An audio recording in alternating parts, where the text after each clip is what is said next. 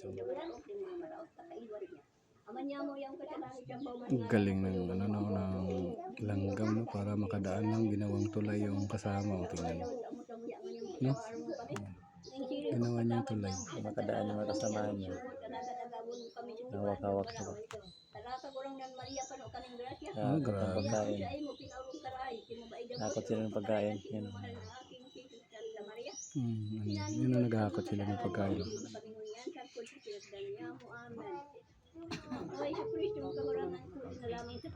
Ay, tulong-tulong. Tulong-tulong sila yung makuha lang yung pagkain. Ano? Tapos pupunta sila dito. May awang. Ano? Oh, tingnan mo. Mautak na. Utak din. Tapos yung kasama niya yung nagiging tulay.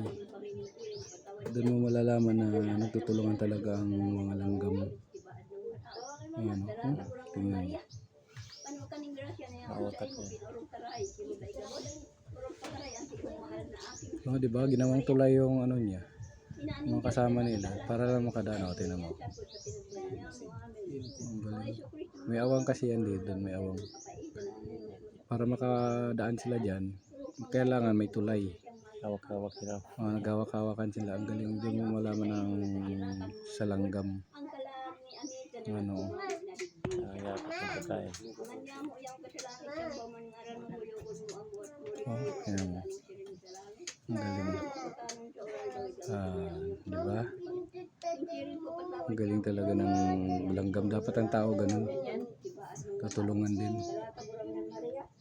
Dapat gayahin ng tao ang langgam kasi ang langgam masipag. Isa sa pinakamasipag na hayop yan, idol, ang langgam. Bitaw na. Ay, wala. Kailangan yan, tutulungan din sila. Sige, hawak. Doon sa isa, sige, hawak. Yan, sige. Para makadaan kayo. Yan. Sige. Tutulungan niyo sila. Sabi nga ikaw doon. Ayan na. Gumawa na sila ng tulay. Makagawa sila ng tulay lang. Ayan na. Nakagawa na sila ng tulay. Oops. Tulong. Oops, nakawala. Gagawa sila ng tulay. Nag-ausap din sila. Sabi niya, ikaw muna ba dito kasi medyo napagod na ako. Ikaw naman, tulong lang. Ayan, at ang dami nilang mga kasama. Ayan. Ang isa tingnan mo para makadaan lang. Tingnan mo, kagatan mo. Sige, pwede na dumaan na. Daan na tayo.